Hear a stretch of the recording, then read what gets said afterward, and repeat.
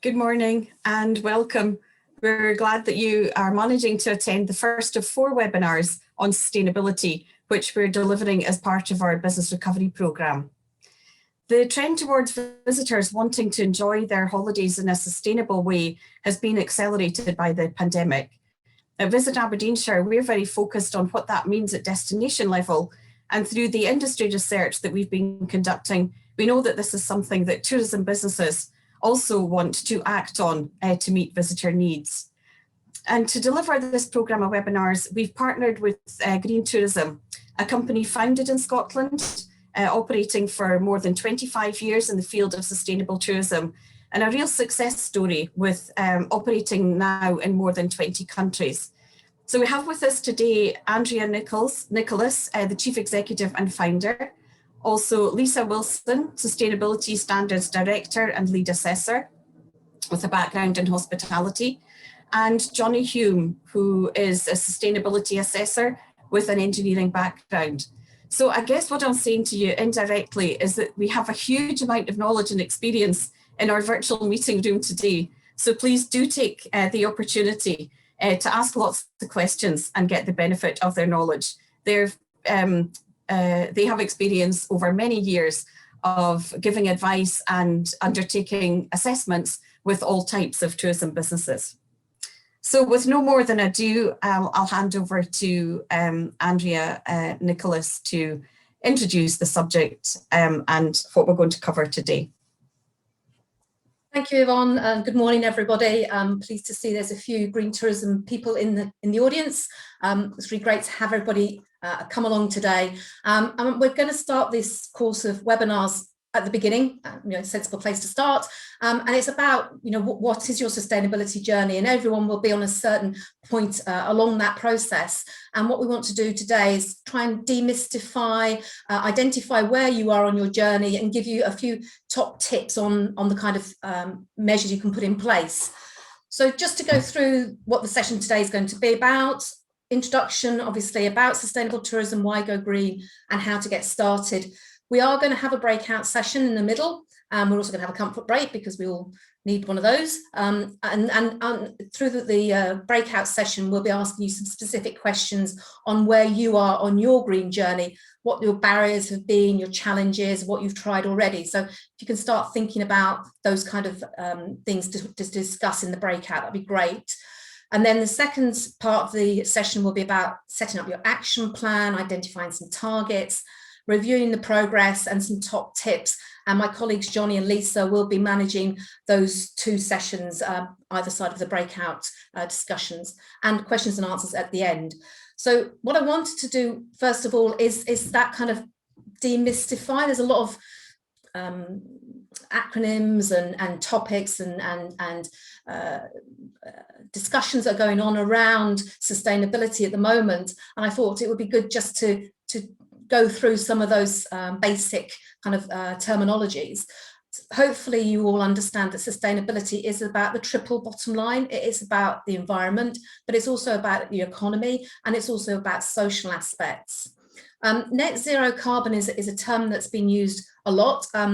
It's better, or it's more than carbon neutral, because it is actually about reducing and balancing your carbon emissions to zero, and offsetting is one of the aspects that you can do in order to achieve net zero carbon. The links that I've put in here, you'll get a copy of this afterwards, so you can look into that in more detail if you wanted to find out a bit more about what net zero carbon actually meant.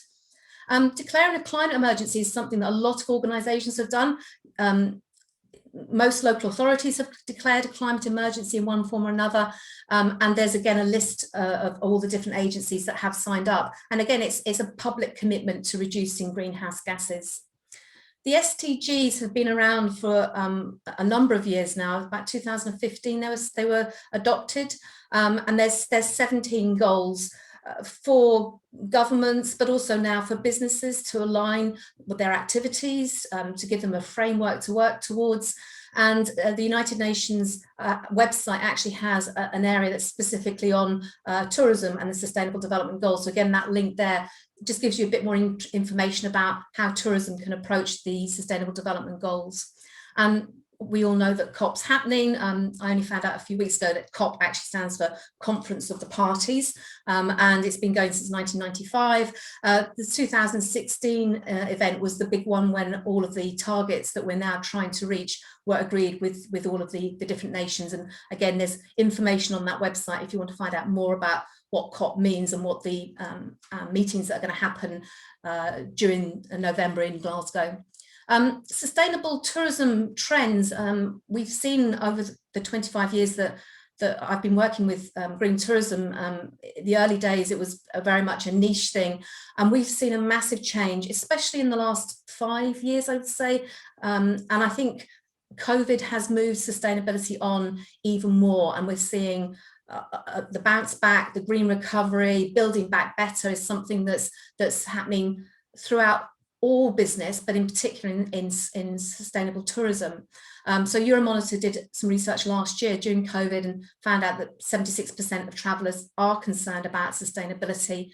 We're seeing it being embedded into tourism strategies. So I hope you're all aware, Visit Scotland now has a responsible tourism department and colleagues that are rolling out responsible tourism initiatives. The Scotland Outlook 2030 strategy has a commitment to a net zero pathway for Scottish tourism.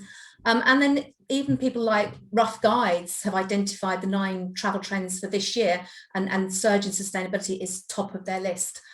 So, you know, those kind of organisations are looking at sustainability. Virtuoso is a luxury tour operator. And they did some research just earlier this year, and I identified that 82%, because of the pandemic, are looking at responsible travel. And interesting enough, 76% would actually look to visit off-peak to avoid over-tourism. So that's something that you might want to consider, you know, in your own marketing, of looking at off-peak times to attract that sustainable traveller. And tourism declares a climate emergency. So I talked earlier about local authorities and countries making a climate emergency, but there is actually an organisation that has been set up for tourism to declare a climate emergency. This is something that Visit Scotland and Wild Scotland and Sail Scotland have signed up to. It's something that's free. We've got a campaign that we're starting next week, where we've got how you can declare a climate emergency. We've got a declaration form on our website. It's free for anybody to use. Just makes it a little easier to go through the process. And it's that public commitment to reducing your carbon emissions. And I think that's something that we all should be considering, and I think it's something that your guests and visitors are now interested in finding out about. So that's something to look out for when we launch that next week. So I'm now going to hand over to my colleague Lisa, who's going to start with the session 1 of 2, all that kind of, where are you on your green journey? And as I said, save up your questions for that breakout discussion, which we'll do at the end of this first part. So over to you, Lisa.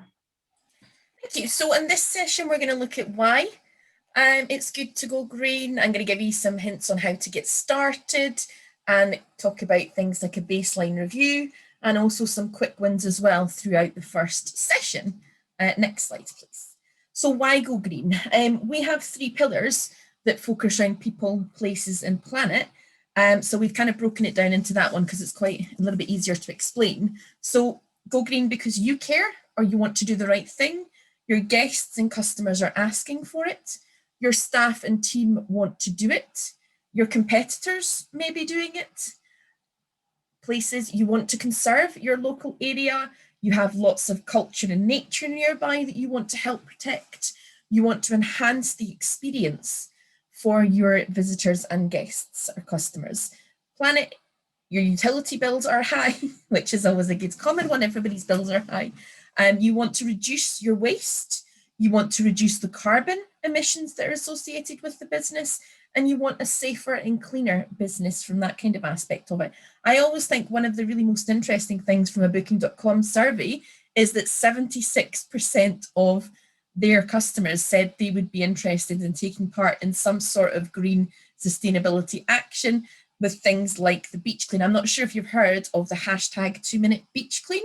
It's a fantastic initiative that encourages people, when they're out on the beaches, if everybody just took 2 minutes out of their day to do a little bit of a clean and pick up litter, then it should hopefully going forward eliminate the need for the massive big beach cleans that we have to do from that kind of side of things.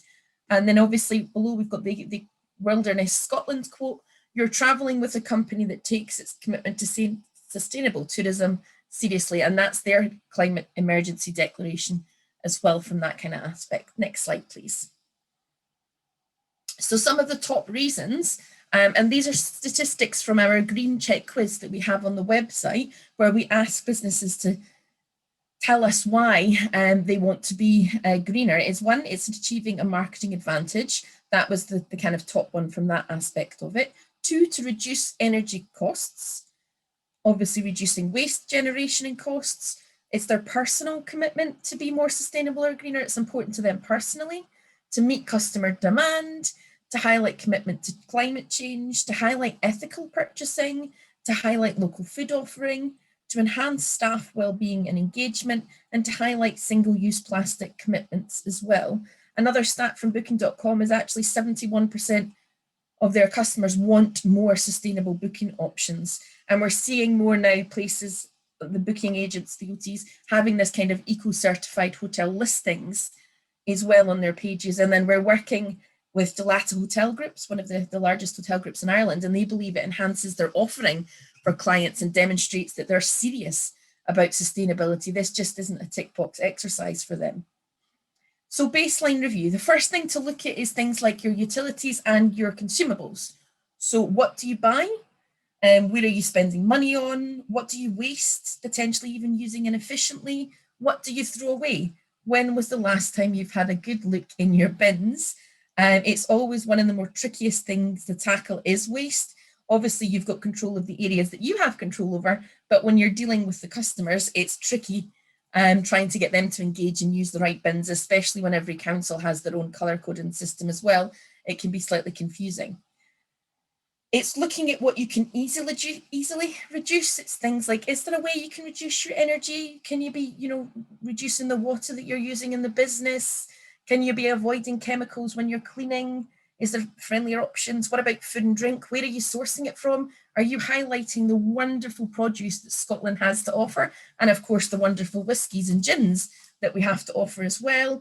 What about all those single-use items? Is there places where you can reduce all the single-use items you have? And then things like office consumables as well. Do you really need to print? There's other organisations out there that are brilliant, and I definitely recommend you have a look at the Zero Waste Energy Efficiency Business Support. That was so much easier when they used to call themselves Resource Efficient Scotland to see. They've got some brilliant tools on their website and helping you get started, helping you analysing your energy. They've always got news about funding, grants, interest-free loans that you can apply for. At the moment, they're pushing air source heat pumps. And there's a lot of support round about switching over to the air source heat pumps for the heating and ventilation and air conditioning of the building. And then another one that's great is Scotland Love Food, Hate Waste.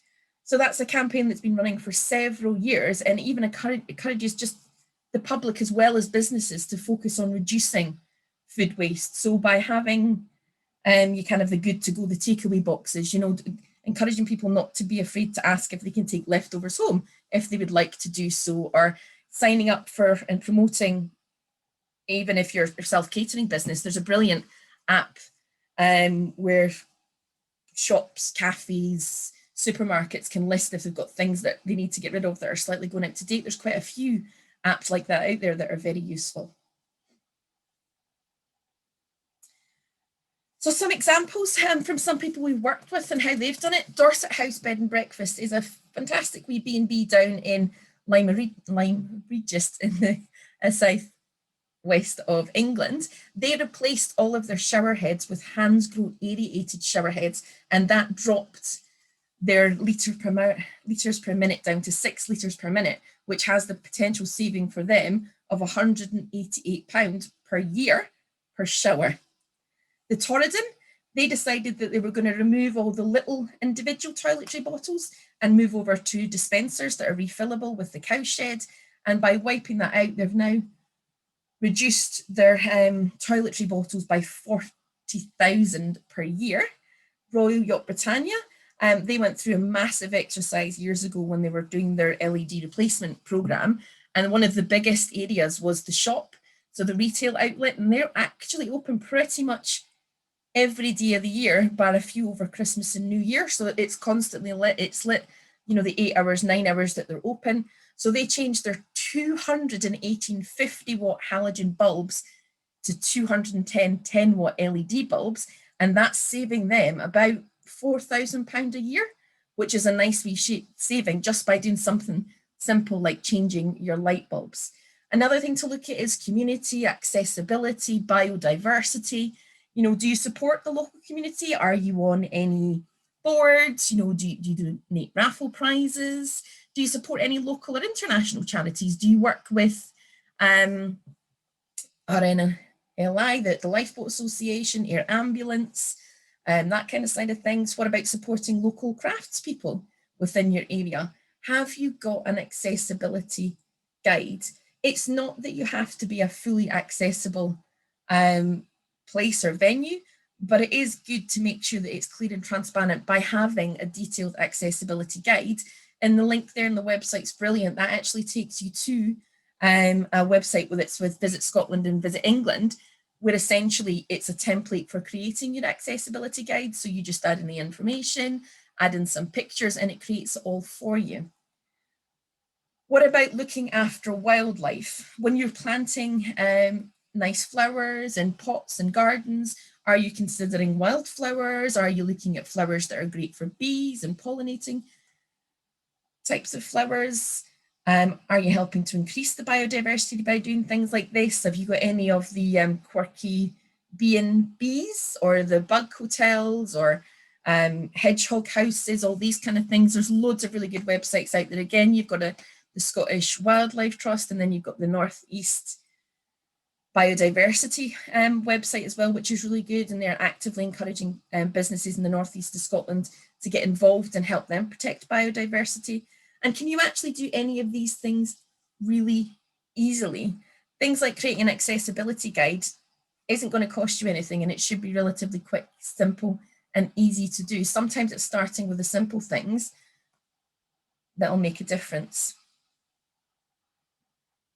So some examples again, Pinewood Steering is a self-catering cottage up in the Inverness area, and she has a really good accessibility statement on her website. And she also has a fantastic wee nature diary for guests. So that's where they can record. You can see a photo of the nature diary. They record it. They can record what they've seen in the garden. They can record what they've seen out and about to allow other visitors and guests to see what's in the area when they come to visit. We've done a lot of work with the Diageo distilleries with visitor centres.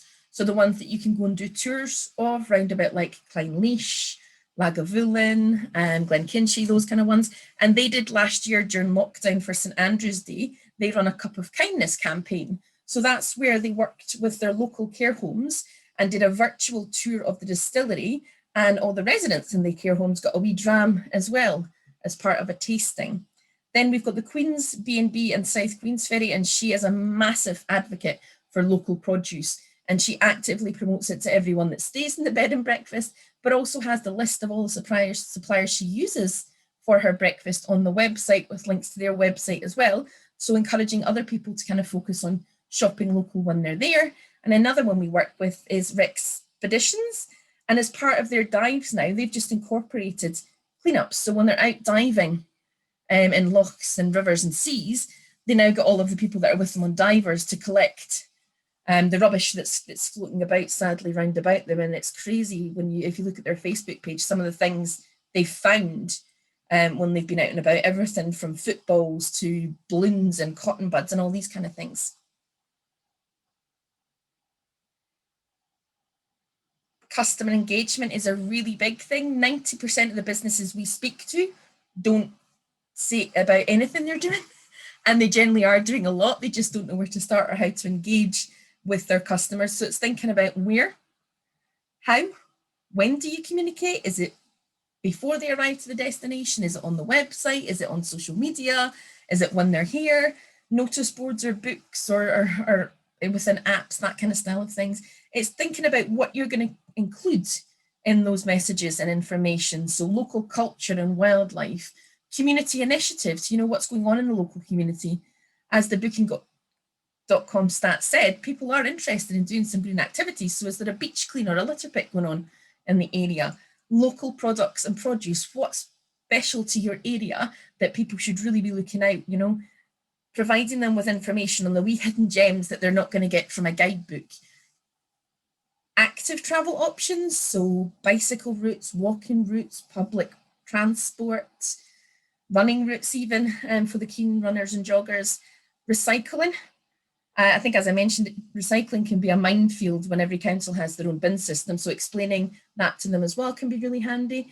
And even looking at if you've got energy and water conservation and commitments and tips.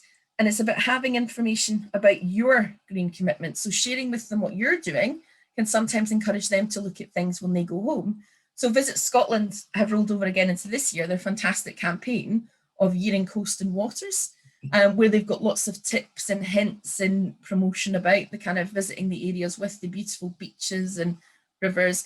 And this is an example of a sustainability pledge and environmental policy from Visit Scotland that's great because it's not too wordy. It's got some fantastic wee pictures in it that should make it really engaging as well. And then if people want a more detailed policy, they have that at the bottom. You can have two types of green policies to tell your story. You can have one that's customer facing, that is like this, it's short and sweet. And then you can have one that may be required for more corporate markets that's far more detailed from that kind of side of things. It's you looking at it and deciding what you want. Some examples of this also. Sorry. Some other examples of this, you know, and what you can do is Treshnish Cottage. They've got a brilliant little page where it talks about, you know, where their eggs come from the farm next door, about the local produce available in the area, about the wildflowers and the areas to not walk on to allow it to grow for the bees and bugs and birds. Relaxing. You're on holiday. There's no need to be at a fast pace. Chill out, relax, go outdoors, explore, walk, cycle, and just make sure you dress for all weather, especially in Scotland. And then there's a group called HF Holidays, and they have a fantastic wall for walking and cycling routes. And they actually even go down to the detail where they have it in 3 different levels. So they've got the easy walks to do in the area. They've got the ones that are slightly more challenging, and then they've got the difficult walks for experienced hill walkers or cyclists when they're out and about. And then the Delata Hotel Group, which are the Maldron and Clayton hotels, they have in the last couple of years have launched their Living Green programme.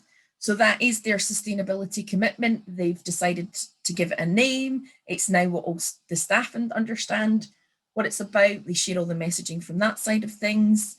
And they've also got information on their website on the actions that are doing and the actions their guests can be doing. And they're in the process of launching a guest application, which will have an environmental tile that will have the kind of the same information. It'll talk about what the group are doing, but it'll also highlight what that particular hotel that the guest is staying in is doing as well. So what they've got for recycling and reusing, what they've done to conserve energy, a list of the kind of visitor attractions in the area, what to do, what to see, the history, and any local produce they're using on their menu as well.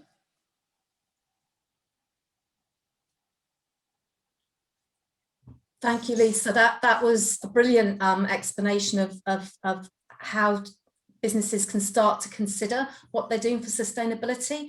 And I hope it has inspired some of you to think about some of the things you are already doing. I'm sure that many of the examples that Lisa gave and the list of the kind of areas within your business that you might want to consider, you will already have been doing that. But are you telling your guests about it? Are you sharing it with your suppliers? Are you discussing it with your team? You know, there's lots of ways of getting that green messaging out there. And hopefully you've already started your green journey. Welcome back again, everyone. Andrea's going to manage the feedback session. Great, thanks, Yvonne. Hi, everyone. Hope you had a nice cup of coffee. breakout sessions, I'm going to ask each of the facilitators just to give us a couple of minutes feedback on what was discussed. I'll kick off. In my session, we had Kincardine Castle, Douglas Hotel and Chivers. And there was a general discussion that a lot of the businesses are actually doing more than they thought. They've been using the checklist, which we we're going to mention in the second section, which hopefully all of you have got a copy of.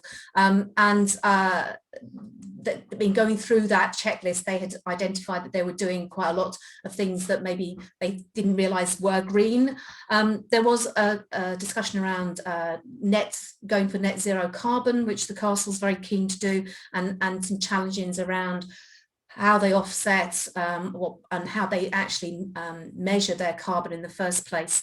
And then there was a discussion around language and the fact that as luxury, sort of high quality businesses, they wanted to make sure that their customers weren't turned off by the green messages that we use, not wanting to have lots of little signs around telling people what not to do and don't do this and don't do that. So I think there was generally a green commitment from all of them, of the businesses, and the challenges were mainly around sort of that kind of language, people, and also the fact that everyone's short on staff at the moment, because obviously people are just getting back into business and opening up again, and so green teams are quite small at the moment or haven't been set up yet, but aspirations to do more. So thanks to my group, that was great. Can I come to Lisa? Would you give you an update on your breakout, please?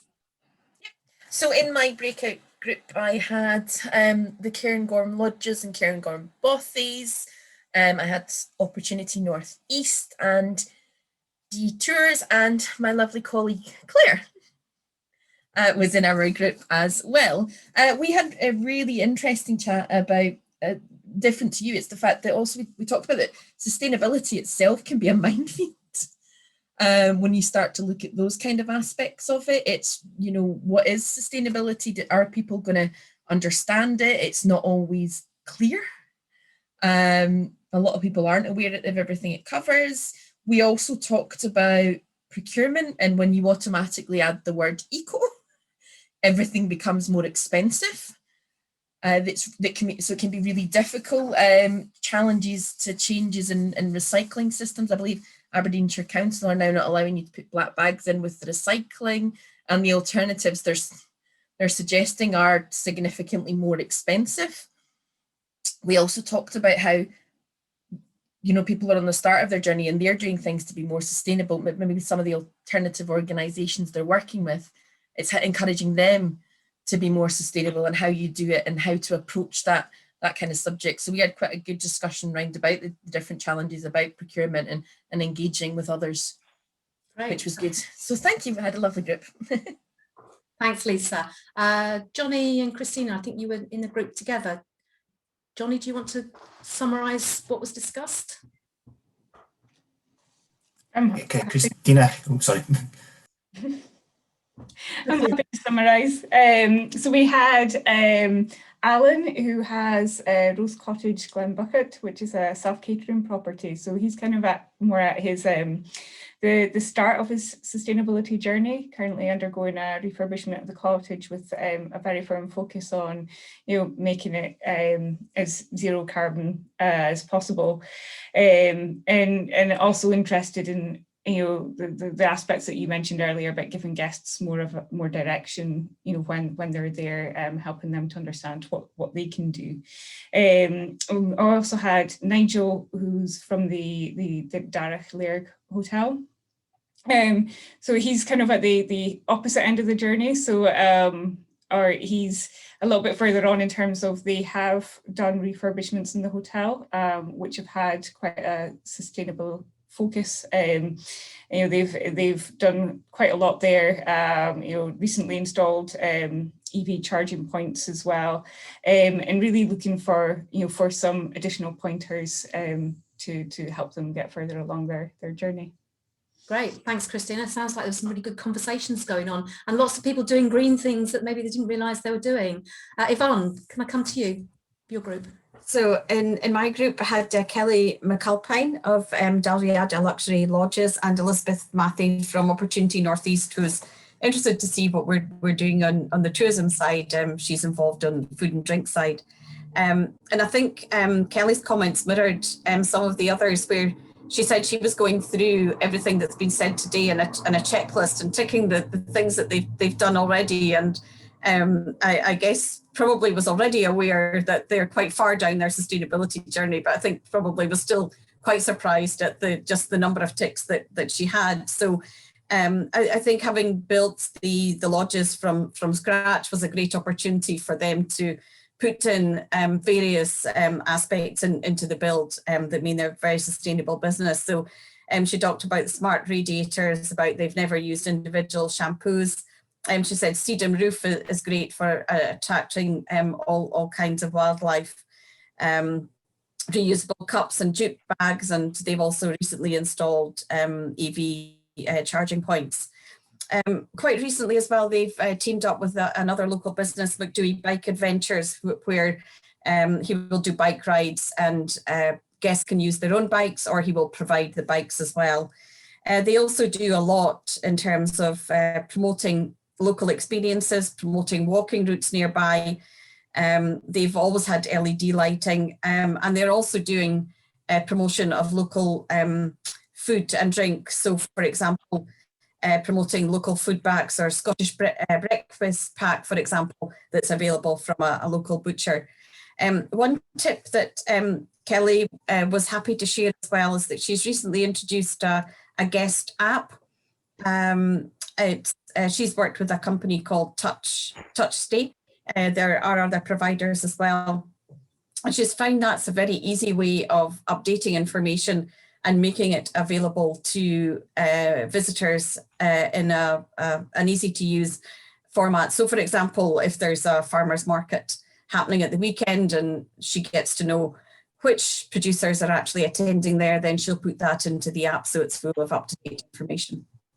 Excellent, that's great. And obviously no printed paper, which is good for the environment. So fantastic. Yeah, thank you, Yvonne, and thank you to everyone for contributing to this breakout sessions. That's really great to be able to share some best practice, and hopefully you found it useful.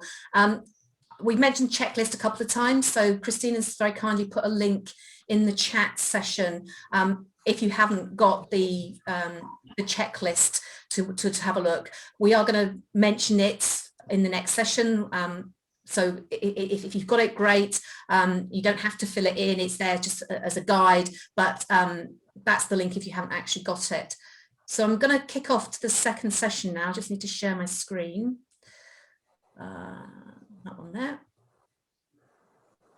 So we've done the breakout sessions, and we're now moving on to and get it to work. Oh, there we go. So the second session is going to be leading on from the first about, you know, what could you do? What are you doing? Having to think about the things you could put in place easily. And we're going to use the checklist to develop an action plan and identify some targets. We'll also give you some information on how you can review your progress. And I think Lisa's going to go through some top tips with you. So just, again, some examples of best practice that will help you, and we'll have a question and answers at the end. I haven't seen any questions in the chat yet. So if you've got any burning questions that have come out from the breakout session or whilst you've been having a cup of coffee, please add them to the chat so we can have a chat later on. So as I mentioned in the first section, we focus around people, places and planet. That's our 3 pillars. And then we break it down into smaller key areas to focus on, goals, if you like. Within people, it looks at communication, awareness, community, health and well-being, equality and diversity. Within places, it looks at destinations, experiences, travel, food and drink, biodiversity. And then under planet, it's the ones you would expect: the energy, water, waste, carbon, and chemicals. And the action, the checklist can be used almost as an action plan as well. And I'll talk a little bit about that after Johnny's. So I'm going to speak to you a little bit about just kind of setting up the action plan and establishing an improvement framework. I know that might sound a little bit daunting if you're just at the start of your journey, but once you get into it, it's pretty straightforward, and it's all about how you're going to put a plan of action in place to improve your business. So we're going to broadly follow the plan, do, check, act system. If you're not familiar with that, don't worry, we'll cover each phase in turn, starting off with the plan side of things.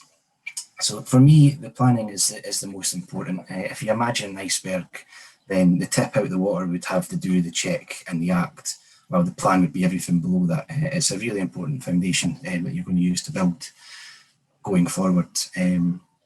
So the first step within the planning side of things is just really to decide what areas you'd like to focus on and identify where you'd like to improve. There's no right or wrong way to go about this. I think every business will have their own plans and things that are important to them. But some things you might want to consider are things like costs, and that can be monetary costs, it can be time costs or resource costs. Any legislative, regulatory or compliance issues that you currently have within the business or that might be coming up, or just your wider business strategy and where you plan to position yourself going forward. So for example, you might have carried out the baseline review and noticed that you've got particularly high energy costs. So you look to reduce your energy as a focus area. Similarly, I think Lisa mentioned that a lot of businesses don't communicate particularly well what they're doing with sustainability. So one of the things you might want to do is formalise that by creating a sustainability policy or a green web page online. Alternatively, there is a lot of talk now about reducing carbon. I know the UK government are just upping their targets from reducing it by 68% to 78% by 2035, and the Climate Change Act in Scotland has committed us to be net zero greenhouse gas emissions by 2045. So that might be something you've got an eye on, and you might want to look at reducing your greenhouse gas emissions going forward. Once you've identified the target, the areas you want to focus on, the next thing is to set targets. And these, when you're setting your targets, they should be specific, measurable, attainable, relevant, and time-based. And a lot of people might know them as the SMART targets. Again, if you don't worry, we'll cover this in a future session in more detail, but try to bear those 5 points in mind when making your target, because it's really useful to make sure that they fit those 5, so it's easy to implement going forward. An example of a poor target would be something like, we want to make our business more sustainable. It's a good goal, but as a target, it's not particularly specific, and it's difficult to measure, so it would fail down on the first 2 points. A good example of a SMART target would be something like, we want to reduce our electricity consumption by 5% over the next 12 months. It's specific because you're focusing down onto the electricity. It's measurable because we can all measure our electricity quite easily. It's attainable. A 5% reduction shouldn't be too difficult for most businesses. It's relevant because reducing your energy consumption helps reduce your carbon and makes your business more sustainable, and you're giving yourself a time limit of the 12 months going forward. Once you've got your targets in place, you now need to assign the task. And in a smaller business, this might be the same person for every task. You might not have the option to do it to anyone else.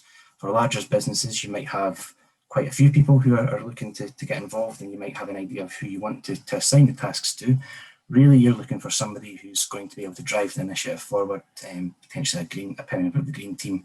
But the key point here is it has to be the most appropriate person for that task. So there's no point in assigning like a maintenance task to somebody who works in the kitchens, because they'll not have the expertise to get through it. So that's the focus area slide.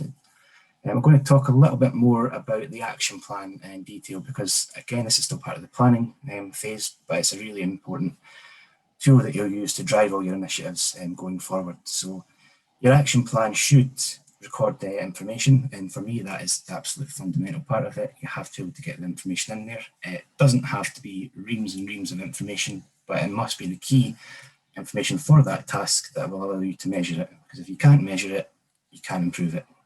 It needs to be accessible to everyone, really. A big part of sustainability and driving initiatives forward is collaboration and communication. So letting anyone who needs to see these action plans and let them see how things are going will help make it a smoother process for all.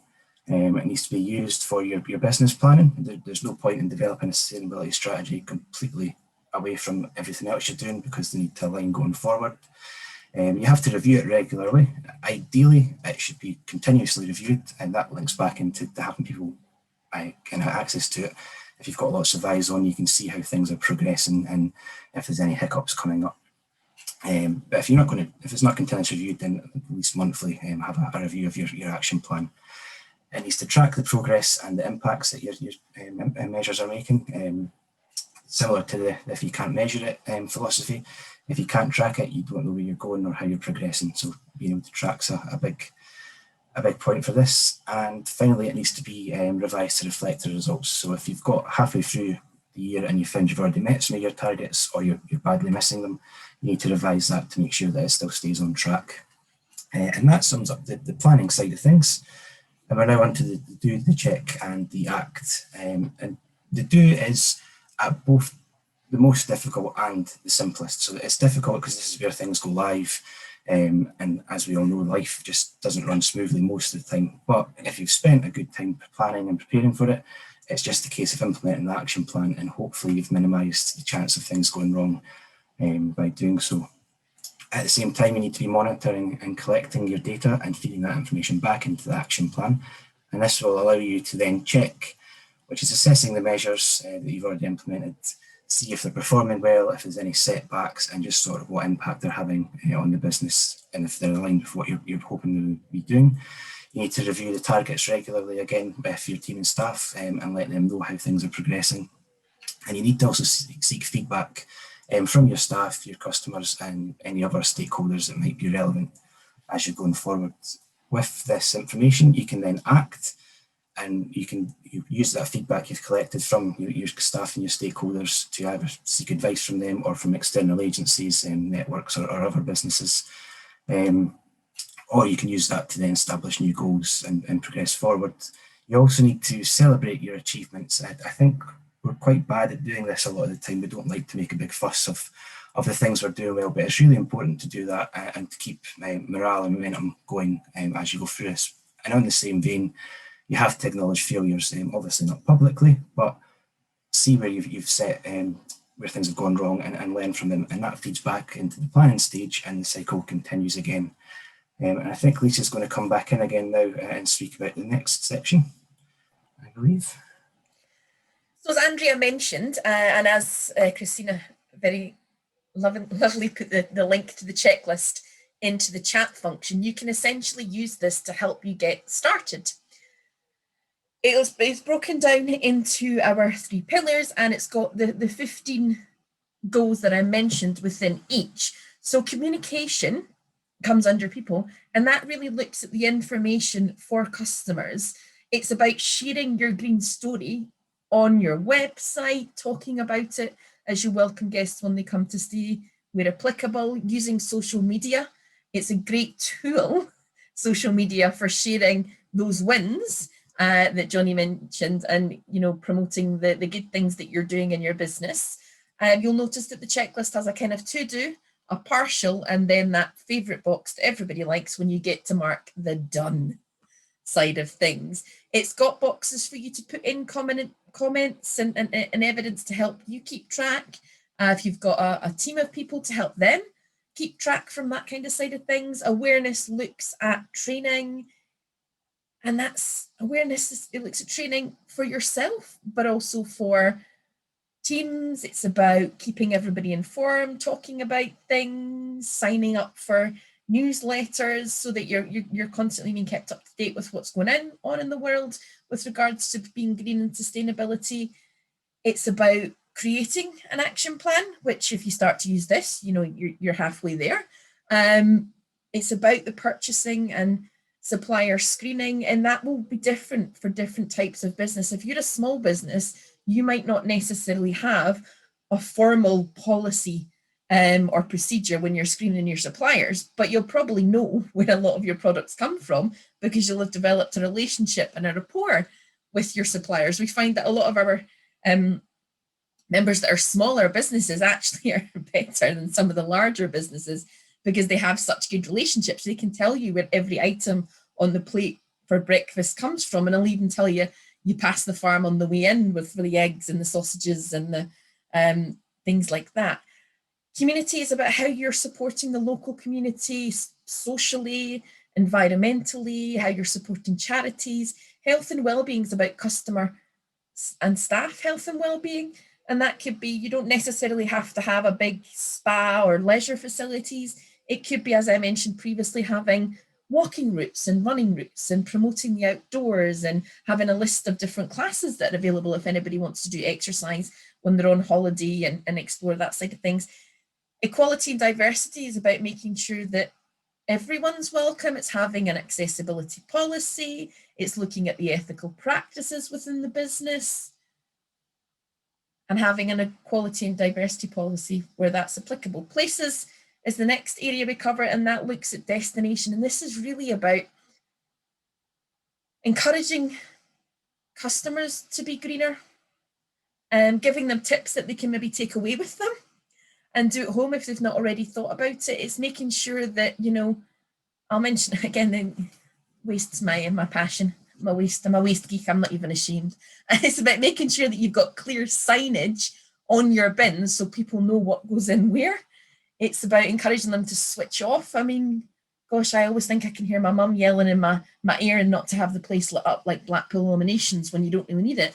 But finding a nice, polite, sophisticated way to encourage them around that part of things. It's about the culture and heritage of the city or the area you're in. It's about singing about all the wonderful things the area has to offer for people to be able to go out and do. You know, fingers crossed, hopefully soon we'll be able to attend events and even festivals again, like the good old days when we used to be able to do, or even talking about digital events and festivals that you can do within the areas. There's been lots of good ones that I've attended. I've done cooking classes in lockdown. I've done a gin tour virtually. There's lots of different things out there. Experiences is about the kind of local and specialist experiences. It's sharing those wee hidden gems that people really sometimes miss but are fantastic to see. It's about tours and activities that are available in that area. It's about low carbon activities as well. So, you know, they don't necessarily, or they might not necessarily always need to take the car to be able to go out and do something in the area. And it's, if applicable, it's about having green meeting and events as well, if that's something that you provide. Travel is about promoting, if possible, and I say that because a lot of rural Scotland, the bus is once on a Thursday. If you're lucky, it's not always possible, but if it is, it's promoting public transport.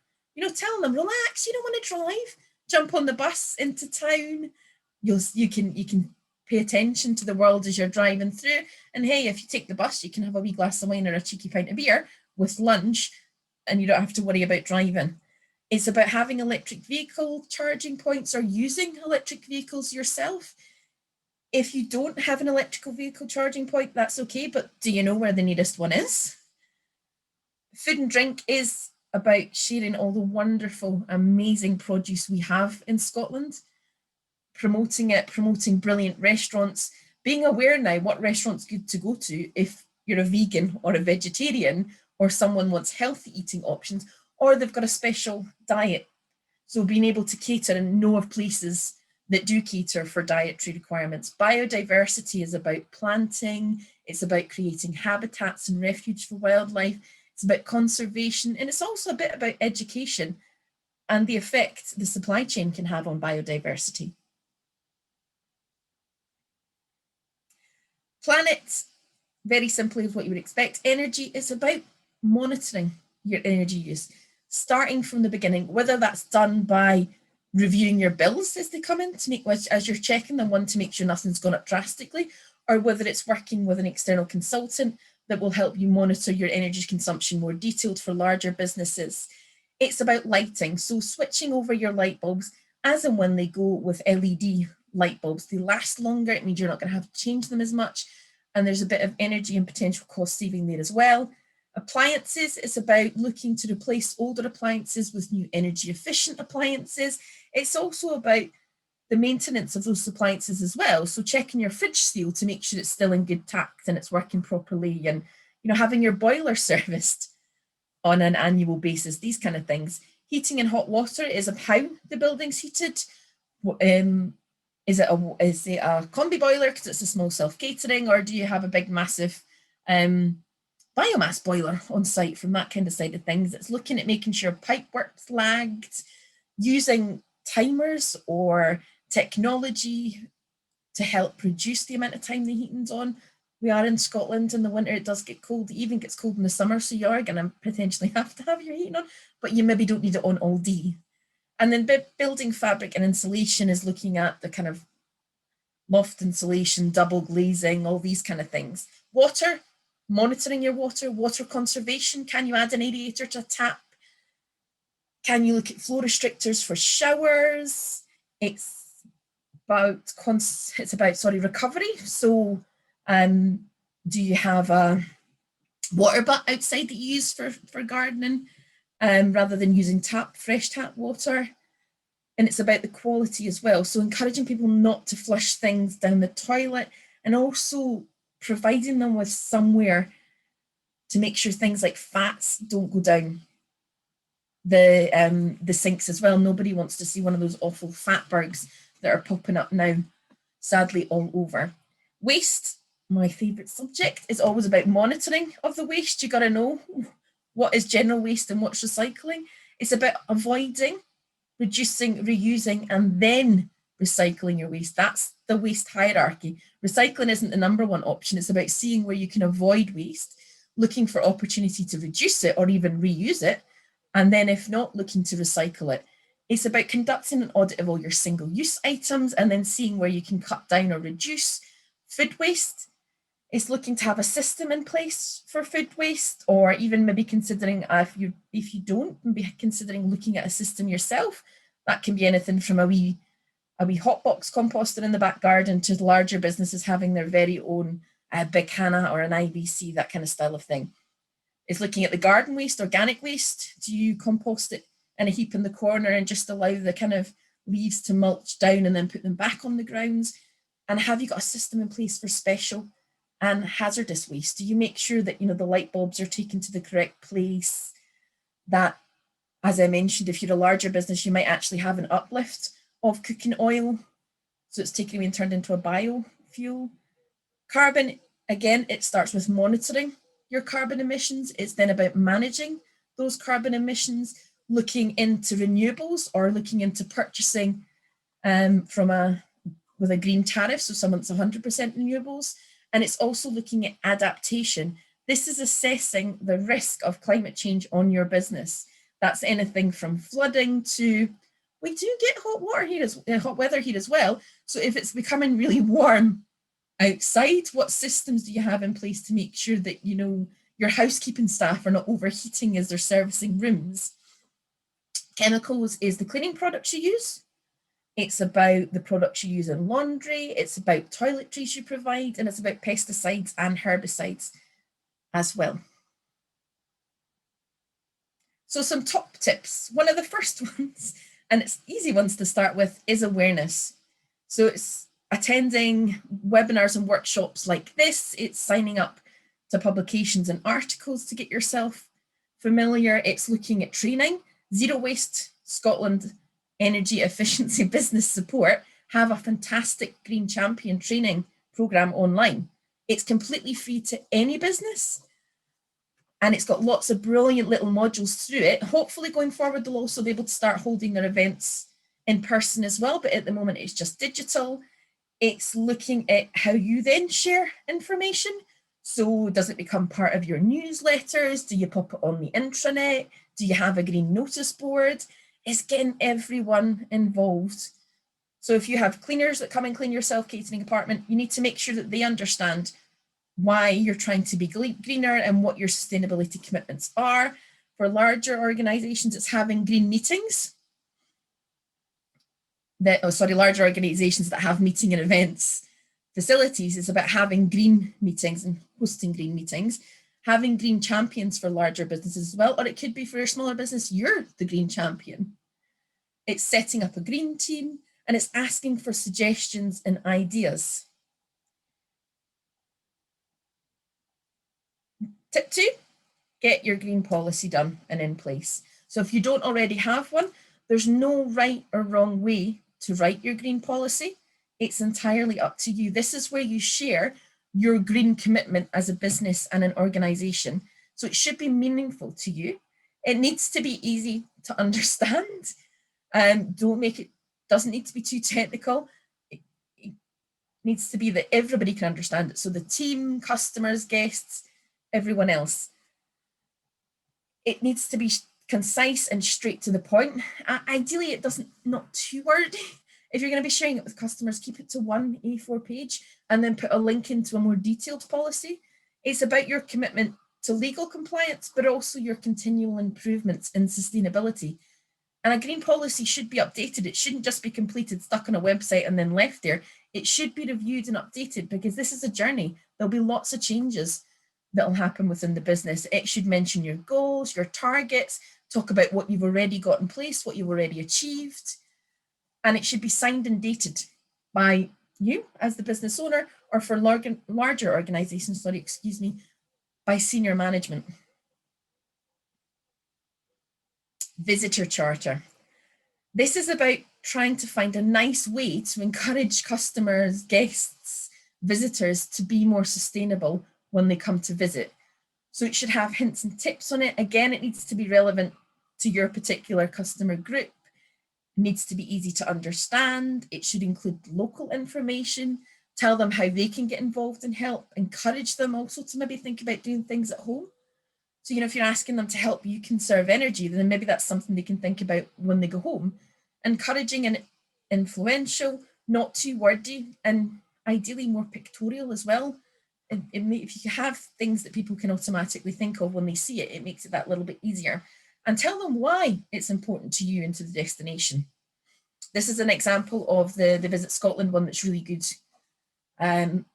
It encourages people when they come to explore Scotland to be that little bit greener.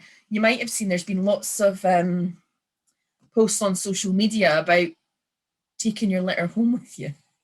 If you don't put it in a bin, take it away with you.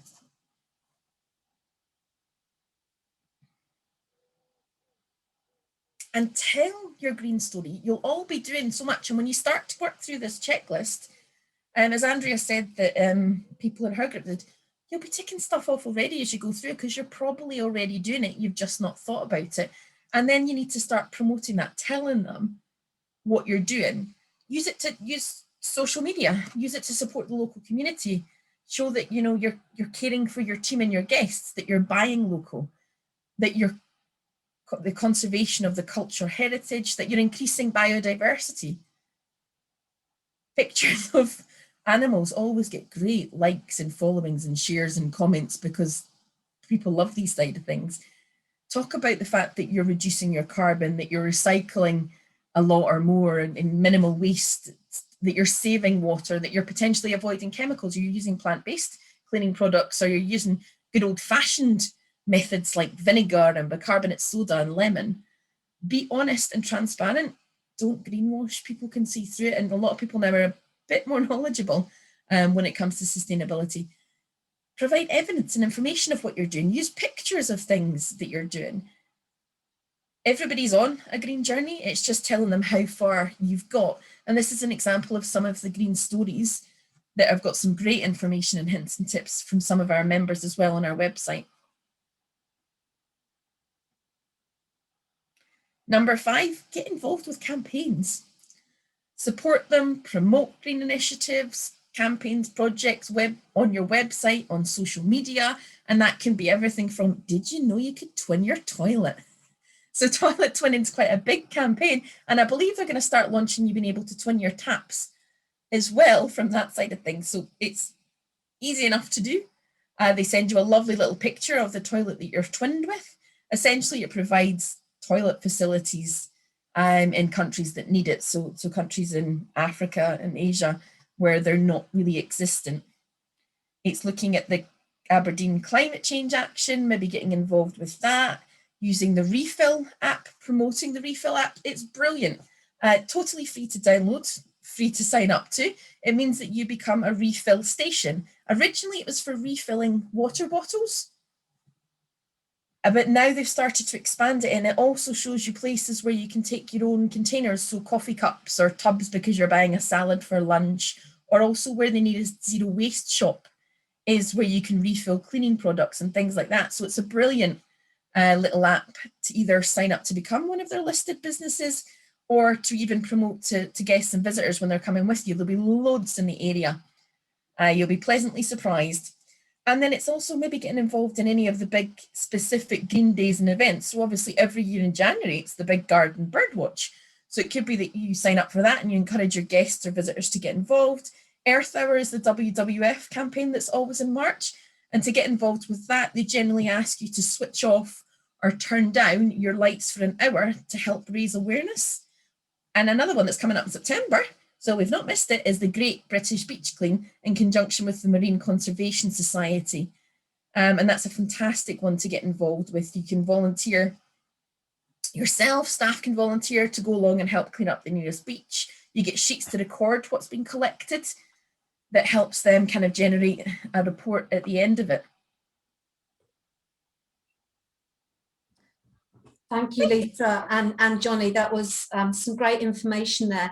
And I hope you've all found that useful, that checklist and some hints and tips. We'd like to encourage you to come to the next set of seminars. So those, I put them on the screen. You can sign up on the calendar on the Visit Aberdeenshire's events and workshop page. So I'm going to hand back over to Yvonne to facilitate any questions if there are any.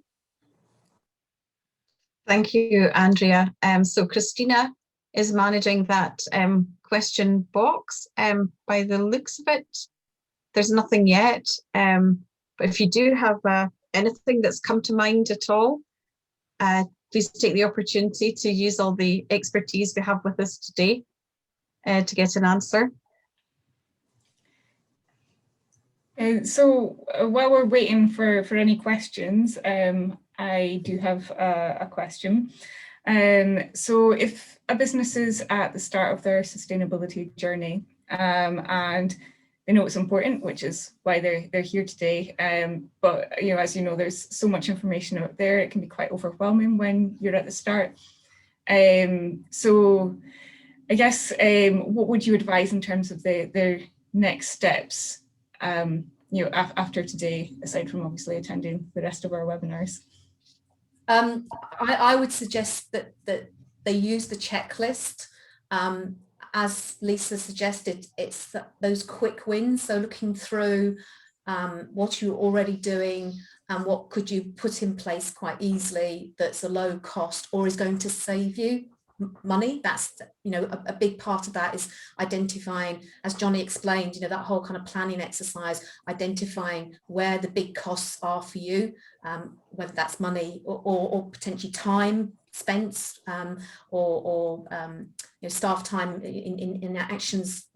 Saving their time will save you money. So it's looking through that checklist and identifying where you can improve, getting that plan together. So that plan, check, act, do is a really important process to think about how you're going to put things in place.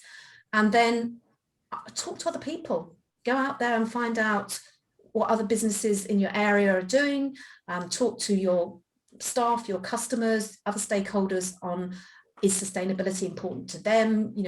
Have they got sustainability policies that you didn't know about? So it's just being more aware in your business. And I think the checklist gives you that kind of support. Thank you, Andrea. And just one more question, and I imagine everyone's here because they have an interest in sustainability, either starting or they're already on their journey looking for some further advice. But if there's anyone that maybe is aware of the term, but they're kind of on the fence about whether they take steps to become more sustainable, what would you say is the main reasons why they should take those steps?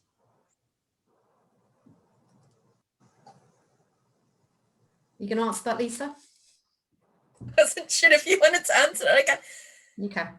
I think it's important. It's a buzz topic. It always has been, but it is more so now. I think ever since what we call the Blue Planet and the Greta Thunberg, it's becoming more and more. And I think that you want to target people. I think there'll be more questions asked going forward as more people become aware in their life. You see more zero waste shops coming up, different things all over social media. And I think, but it's also making sure that you explain what it's about, because a lot of people think that sustainability, and I think it came up in the group I was in, that it's all about reducing plastic and single-use plastic, but that's only a small part of it. Other reasons to do it, if you start to become more sustainable, there is cost-saving benefits when you're talking about your energy, water, and waste from that side of things. Also, because sometimes it's the right thing to do. We want to make sure that we leave a healthy planet for further and future generations. And you can see now the effect of climate change when you see the flooding that's all over the news now, the fact that we're actually getting really nice warm temperatures in Scotland, that's an effect as well. So there's loads of different reasons why people do it. It could be because they're being asked, large organizations get asked themselves about their sustainability commitment when it comes to, you know, the corporate market, and they want to work with different organizations, or someone's been in touch because they're looking to hold an event there. And the younger generation, it's going to be a hot topic from them going forward. They're going to be way more sustainable than we are. You know, I've got a big family, and there's lots of little ones in my family, and you know, they're the first ones to tell you off when you don't put things in the right bin, or why are you taking the car? That's so lazy. It's only 5 minutes round the corner. You know, it's not good, because they're talking about it in schools now as well. That's great. Thank you, Lisa. That's a really, really helpful.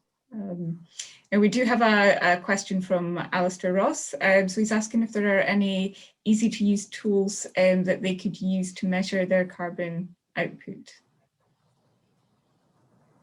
Do you want me to answer this one, Andrea? Did I say, Johnny, you've been looking, so we are developing a carbon tracker. There are quite a lot of carbon trackers out there, not necessarily specifically for hospitality, but Johnny's been doing quite a lot of research on it. So do you want to answer that, Johnny? Yeah, there are, Andrea says, some tools out there already looking at your carbon, and if you just Google carbon calculator, you'll get them to pop up. The problem with a lot of them is that there isn't really much legislation around this side of things as it is, so we only have to measure your scope 1 and scope 2 carbon emissions as things stand, and that's just your direct emissions, so things that you've burned on site, if you're burning fuels or oils or things, any energy that you buy in, so gas and electricity you've bought in from a supplier, and any fuels or oils that you're burned in your fleets or owned fleets side of things. So a lot of them are focused around that side of things. A few others, which are more for the personal side of it, look at things like your fuel miles, food miles, and some other aspects. But it's a really, I don't know what the word for this is. It's in the infancy of its development, so there isn't a huge amount of information to get it truly accurate. If you want just a broad overview, then yes, there's plenty out there, and I think PawPrint's one that's quite good and interactive for using. I was going to mention PawPrint, Johnny, but it is primarily for individuals. It's for personal use, not for businesses. So right now, unfortunately, there isn't a massive amount out there, but it's going to come fairly soon, I would say. I think that another good website is potentially the Greenhouse Gas Protocol, which will give you a lot of background information on this, as well as links to potential calculators that are out there at the moment.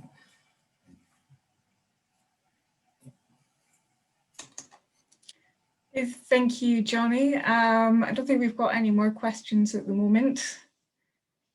I shall pass over to you, Evelyn.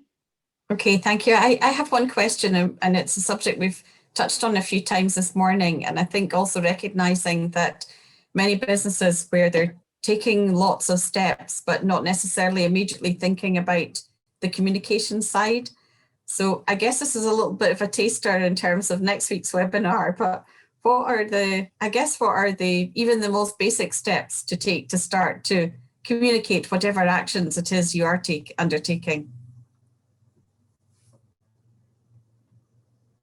Well, Lisa, yeah, go, thanks. Okay. No, probably it's to start with some sort of sustainability policy or document that shows what you're doing and what you're committed to.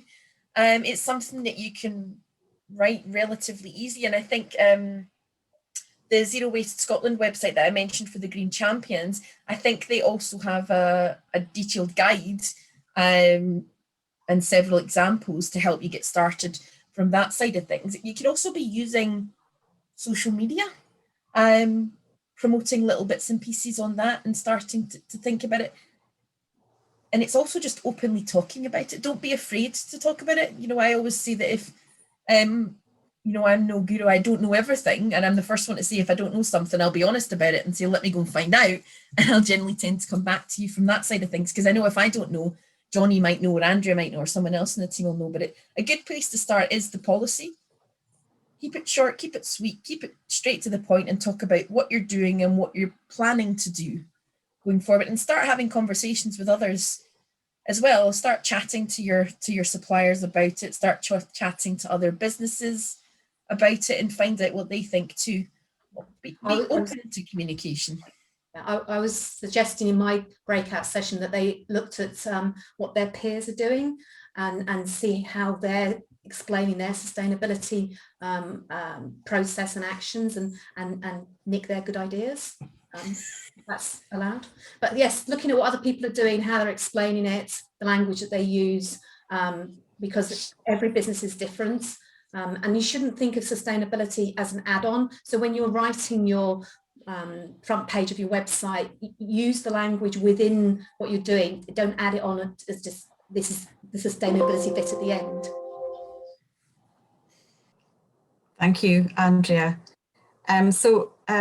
I think now I'll bring the webinar to a conclusion. I'd like to highlight on the chat box just above Alistair's question. It's there again, it's the most recent one now. Is a link to a survey, a short survey that we ask that you complete. It's really, really important for us that we get your feedback, because we can take that into account as we're planning the next 3 webinars in this series. So if you want to click on it just now, it will open in another window, and it means that you can start the survey immediately after the webinar, and while it's still all very fresh in your mind. And as Andrea highlighted at the end of her presentation, webinar 2 in this series is next Tuesday, the 8th of June. It's from 10:30 to 12:30 again. And it's going to focus on customer expectations. So exploring a bit more what that customer need is and how you can respond to it. And also communication, which we've touched on today as well. So please share that information with the other businesses that you network with and encourage them to attend as well. You can sign up via our industry website under events, Visit Aberdeenshire events, and we'll also be featuring it in our next newsletter as well. So lots of different ways that you can click on the link and register. So all that remains now is to thank Andrea and the team, Lisa and Johnny, for excellent presentations this morning. I imagine that some of the feedback that we might get is that there's have been so many tips and practical pieces of advice that you can take away and implement. And I think if anyone is leaving even with 2 or 3 things that you want to action as a first step, or to make further progress in your sustainability journey, then today has been really worthwhile from your perspective and from ours as well. And I'd like to thank you for attending, and hopefully we will see you or one of your colleagues attending next week's one. Thank you very much. Bye-bye.